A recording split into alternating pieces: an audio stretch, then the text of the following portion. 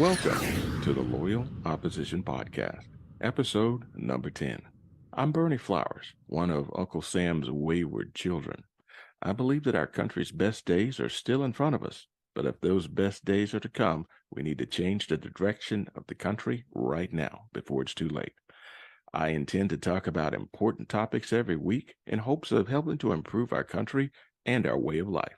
Please like, share, and subscribe. Coach Tony Cesar is a small business owner and vice president of the Patriot Club of America, located in Baltimore County, Maryland. His background in team building, mentoring, and fundraising has propelled the Patriot Club of America to over 2,000 grassroots conservatives that focus on the issue of children and schools, supporting law enforcement, and voter integrity.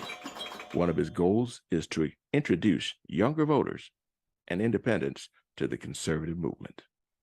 Coach Tony Cesar, tell me. Berney, how are you? Hi, everybody. Good to see you. Tell me about Same the here. Patriots Club and what it stands for. So the Patriots Club, it started back during the mandates, right? That was when the whole thing sort of started, just grassroots people or whatever. And there were so many issues going on back then.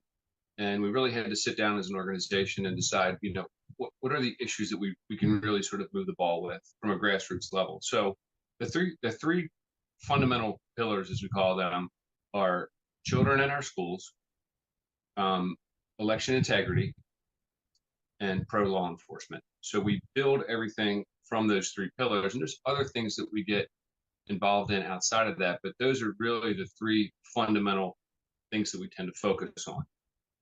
We have people come from every corner in every direction. Can you guys support our cause? Can you guys jump in on this? And sometimes we do, but we still always return back to the fundamental aspects of, the voter integrity, the children in the schools, and then supporting our law enforcement community.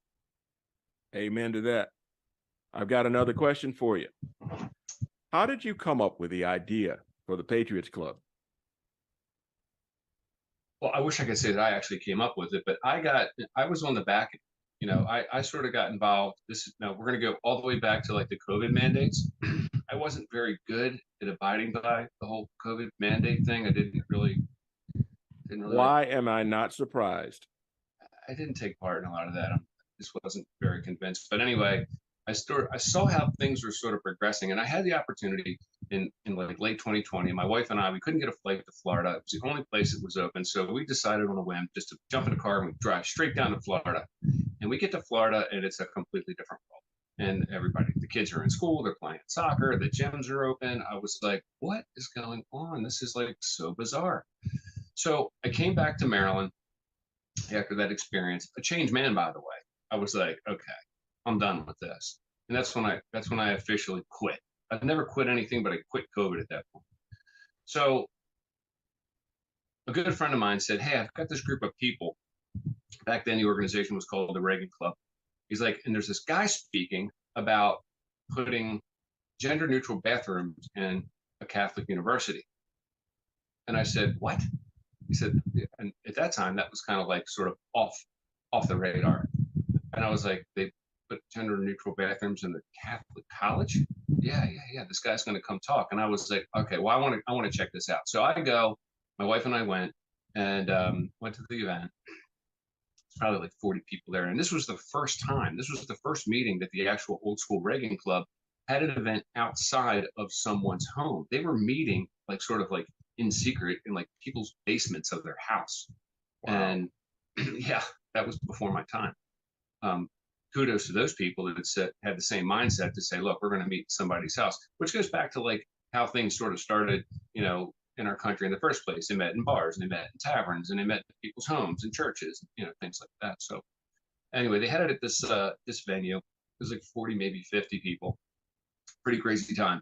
And I listened to everything this guy said, and I was like, this completely makes sense to me. What is going on? So I said, look, we actually quickly outgrew that space. We were too big for that venue. And at that time, we just kept collecting more people. They kept coming and coming and coming and coming. So we had to find a bigger space. And we stayed in that that venue for about 6 or 8 months, and then we outgrew that space. And then we had to go to a bigger space, and then our numbers grew. It was like 240 people, I think, when I decided to step in and help with the leadership. And then it was 300, then 500, and then 600, and then 900, and then 1,000, 1,200, and then it just gradually kept getting bigger and bigger. And it was sort of like this runaway horse. You just couldn't control it. We ended up in an even bigger venue. And then there were people that were reaching out to us. Hey, we want you to do this, and we want you to do that. This was something that was just, there was no plan. It was sort of like, there's a great analogy that my good friend Kay Sullivan always says, and she says, we're kind of building the plane while we're flying it, right? So we realized that we became so big that we changed the name because we didn't have the rights to use the Reagan family name. So we became the Patriot Club of America, PCA. And PCA had sort of, in 2021, started to become a more impactful organization. So meetings were sort of like the sidebar, because really we became more like grassroots activists. And I've never been a grassroots activist. And I always say to people, like, how did you do it? How did you do it? And I say, we're just a group of very unremarkable people that just get remarkable things done. We're just average, everyday people. You've been to our meetings. That's where I met you, at that meeting. If you look around that room, does anyone look, particularly impressive? Nobody but you. Well, thank you. I knew you were going to say that. That's set up.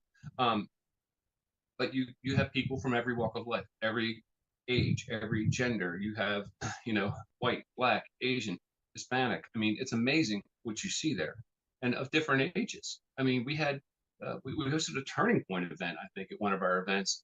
You may have even been there, like, early on, and we invited the entire college Turning Point club to that event, and they all showed up. And then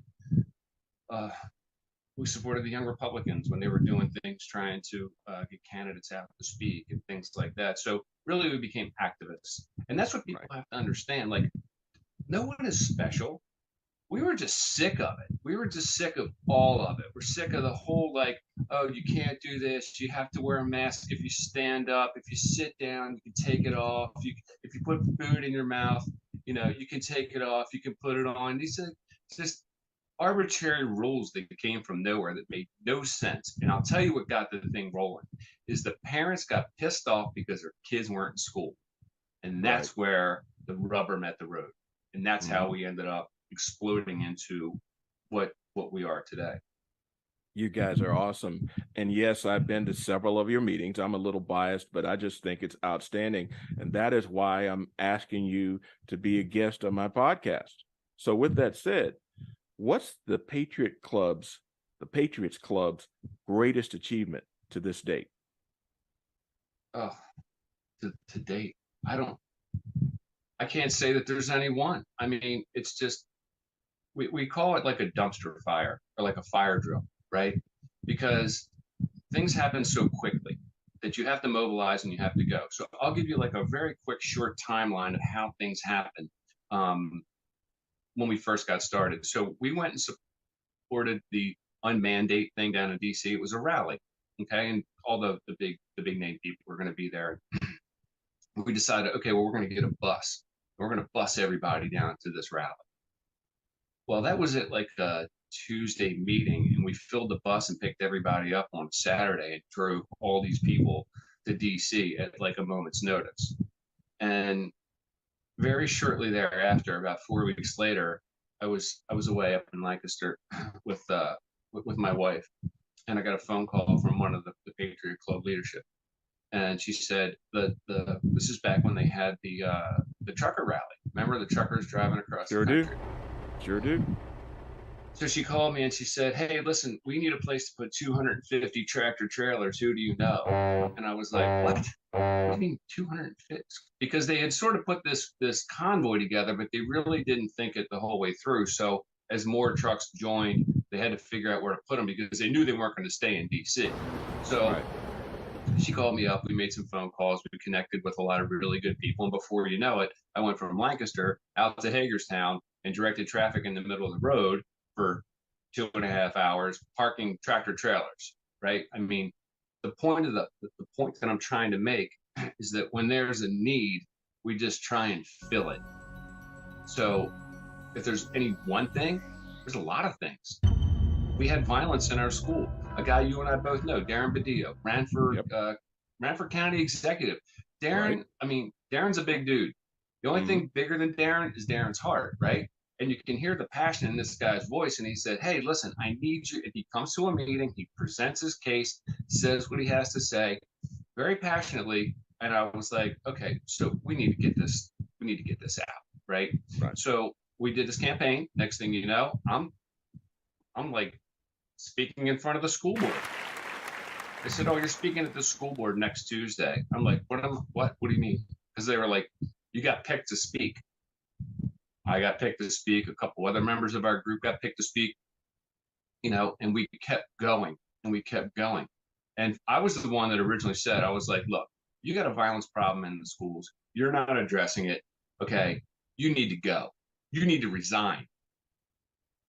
Well, what do you know? The superintendent's no longer there. That's my Joe Biden line. Well, what do you know? Oh, what do you know?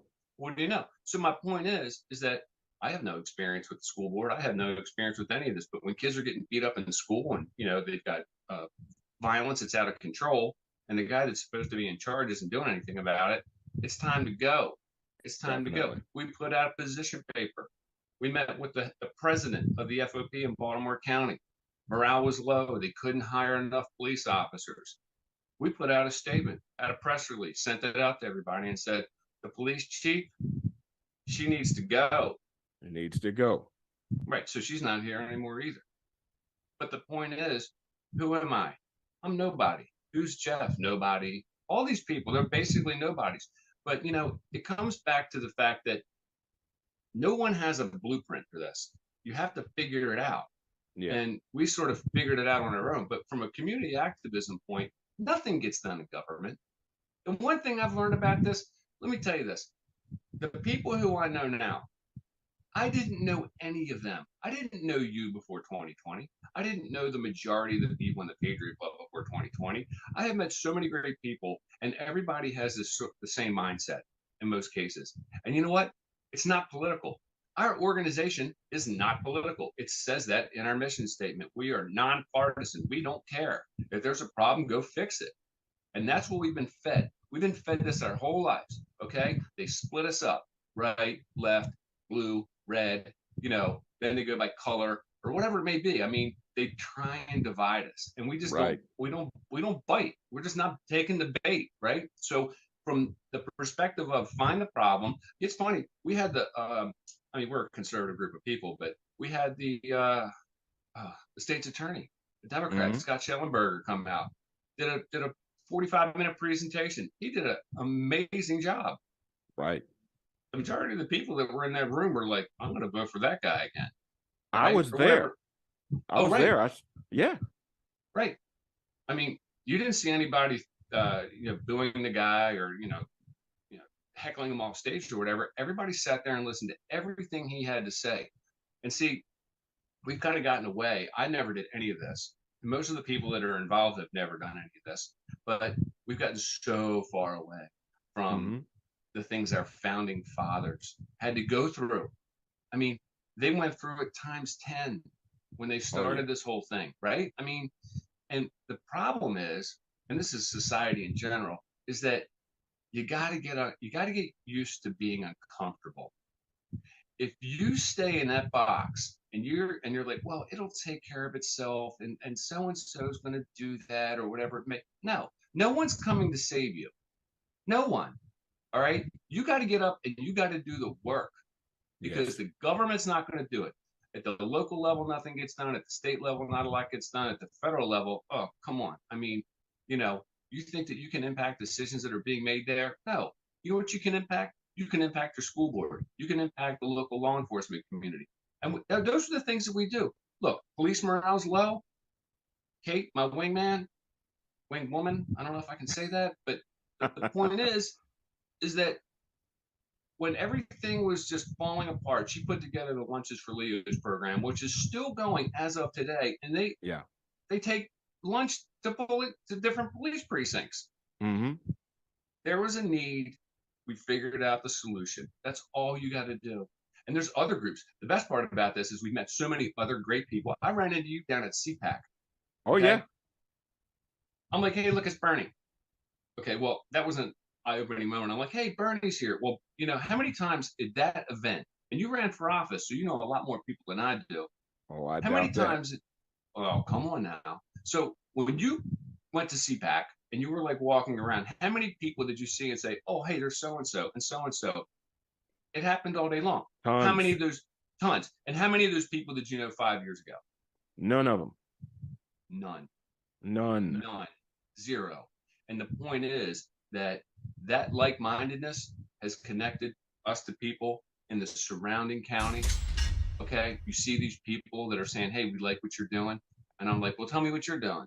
And then we compare notes and then we combine ideas and they do their thing and we do our thing. If they need support, they got a meeting, they got a great speaker coming. They'll send you the information. You pass it out to your group of people. It's the old school, like getting business done in taverns and churches and stuff from back Yeah. in the day when they did the pamphlets. You know what I'm saying? Like, Right. here's a pamphlet, give it to your friend or whatever. It's all word of mouth. It's all Amen. word of mouth. Yes. I got another question for you. All right, let her rip. How in the world do you get all these people to do all this stuff? How are you motivating these folks? Yeah, man. I don't know. It's like, so I think sometimes all people need is a push.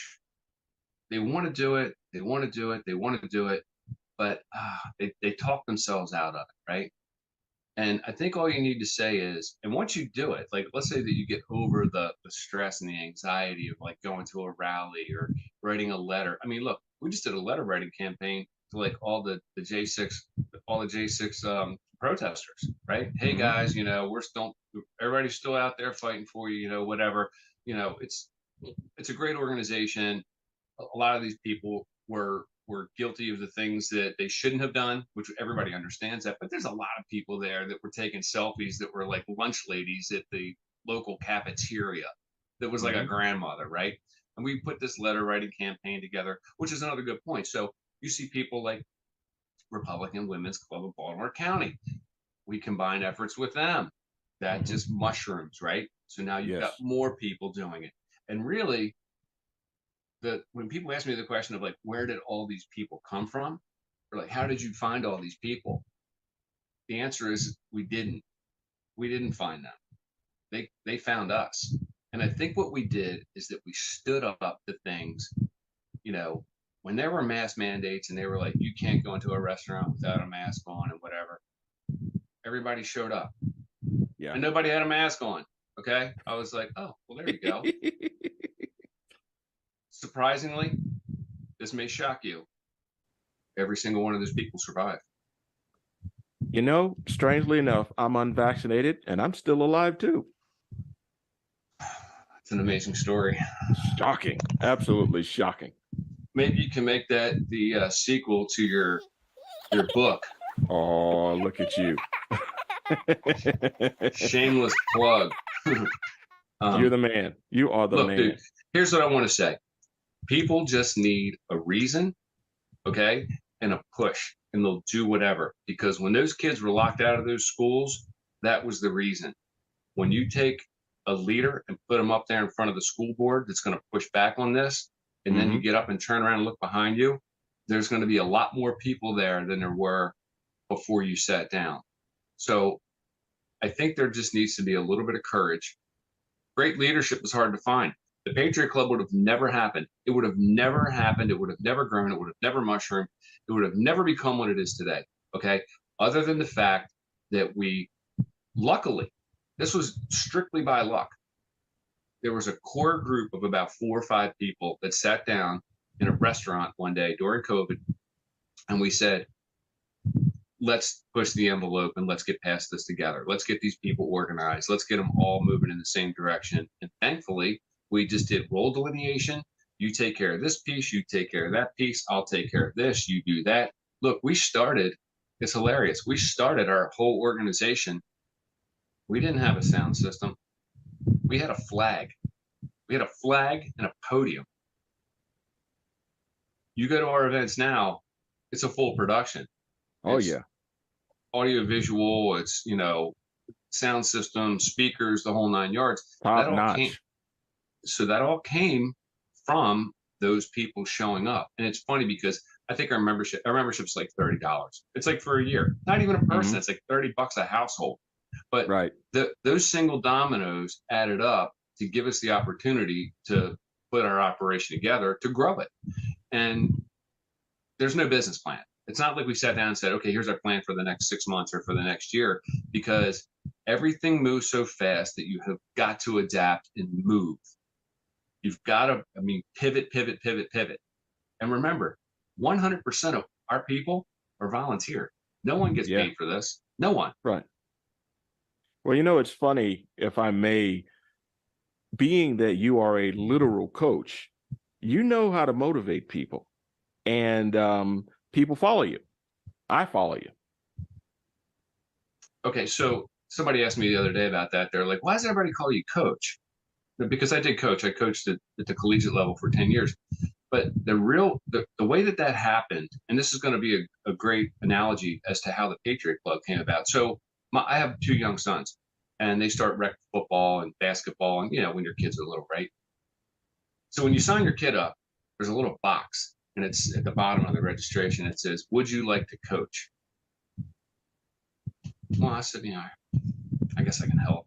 I'll be some level of help, I guess. I don't know. I checked the box. So that was like their first football season.